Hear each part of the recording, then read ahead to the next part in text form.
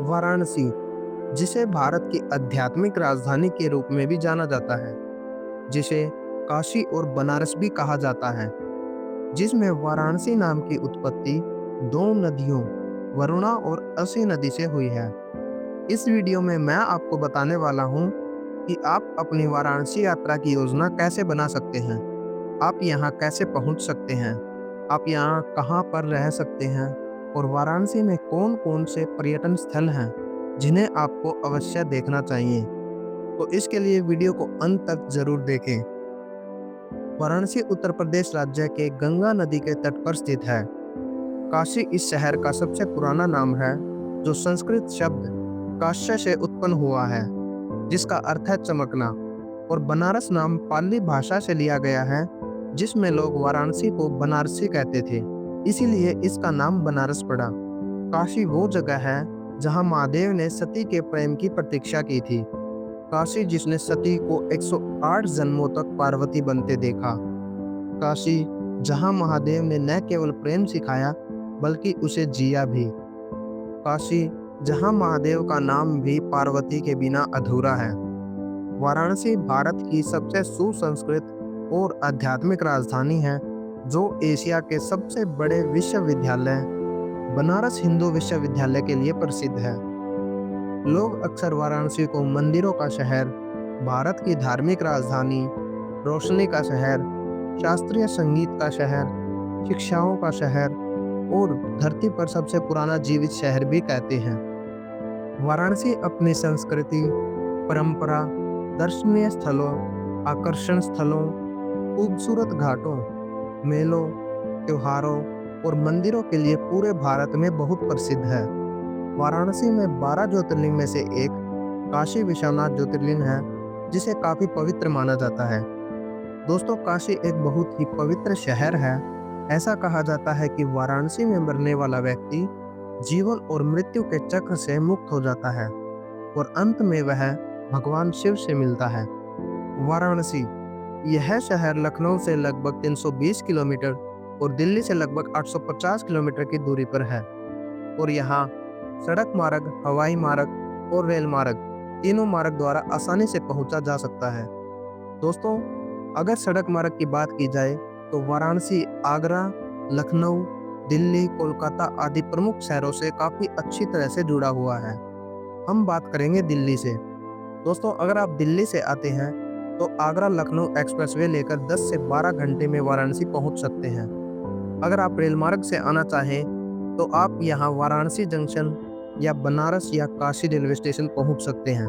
Varanasi junction से Banaras railway station 3 kilometre और Kashi railway station 5 kilometre की दूरी पर है, और एयरपोर्ट करीब 25 किलोमीटर की दूरी पर है।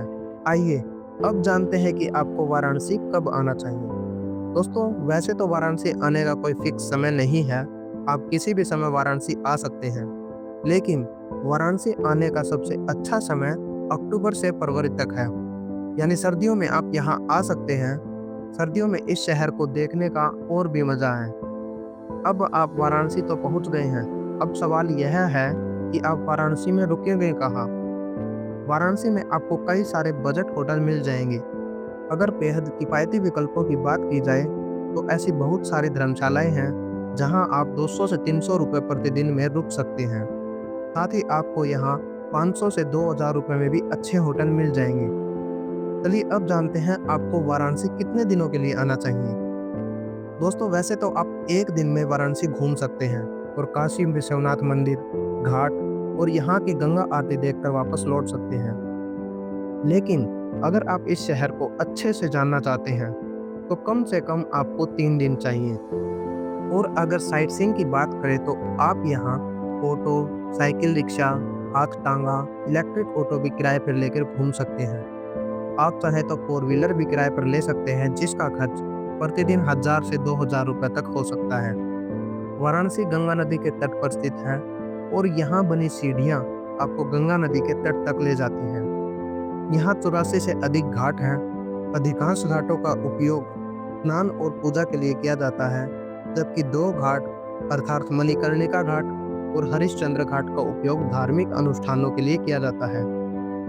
ये सभी घाट गंगा नदी के लगभग 6.5 किलोमीटर की दूरी के अंदर आते हैं, जो अर्धचंद्राकार में दिखाई देते हैं।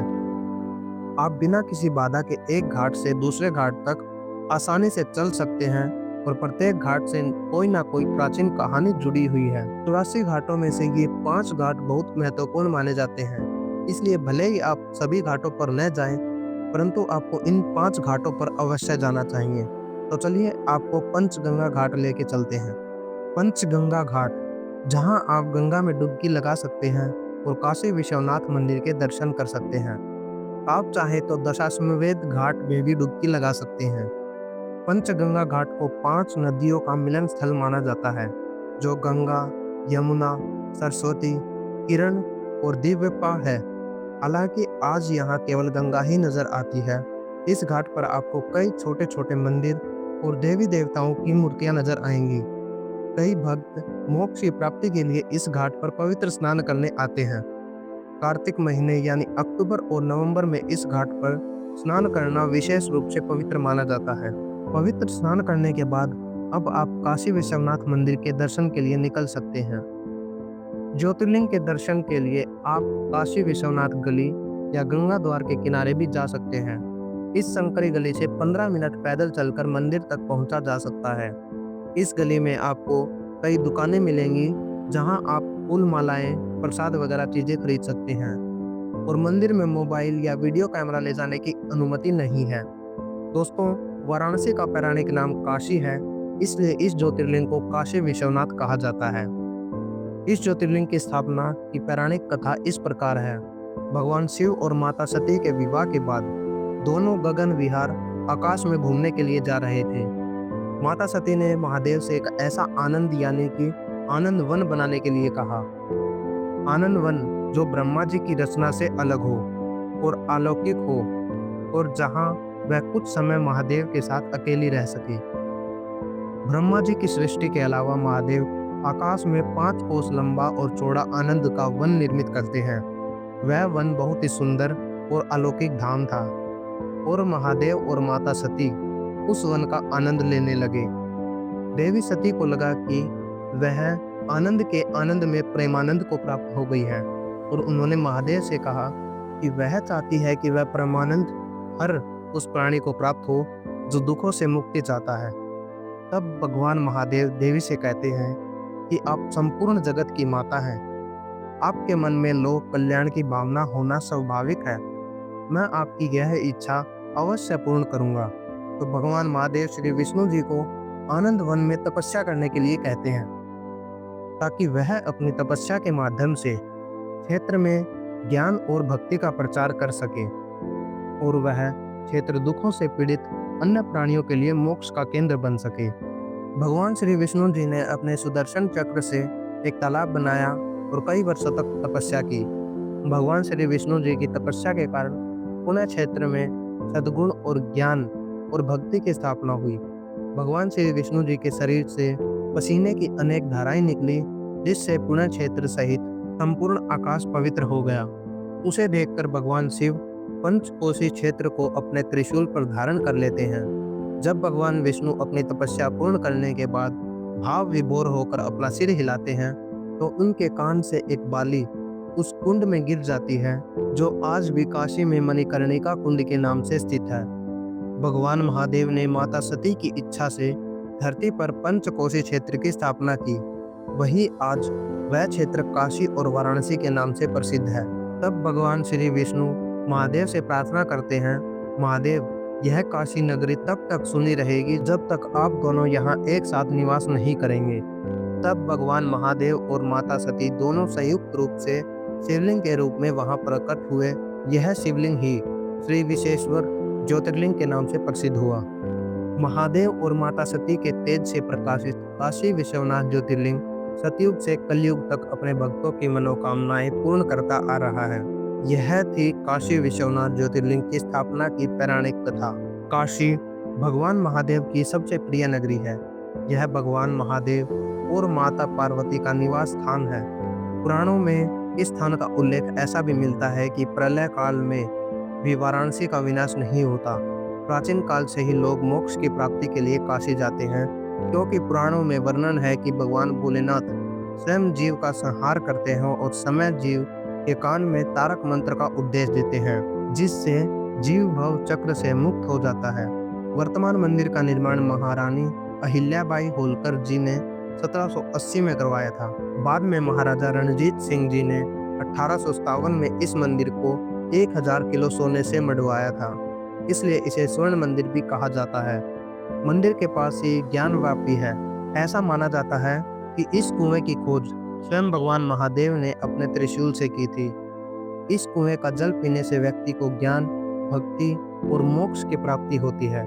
मंदिर की वास्तुकला नागर शैली का एक अच्छा उदाहरण है, जो इसके विशाल आलो और पत्थर दर पत्थर जटिल नक्काशी को दर्शाती है। मंदिर भगवान शिव को समर्पित है। मंदिर में भगवान विश्वनाथ का प्रतिष्ठित ज्योतिर्लिंग है। मंदिर परिसर में काल भैरव, कार्तिकेय, अभिमुक्तेश्वर, भगवान विष्णु, गणेश, शनि और पार्वती भी मौजूद है। इसके साथ ही आप अन्नपूर्णा माता के दर्शन भी कर सकते हैं और मंदिर परिसर से 50 मीटर की दूरी पर आप काशी अन्नपूर्णा भोजनालय में जाकर प्रसाद ले सकते हैं।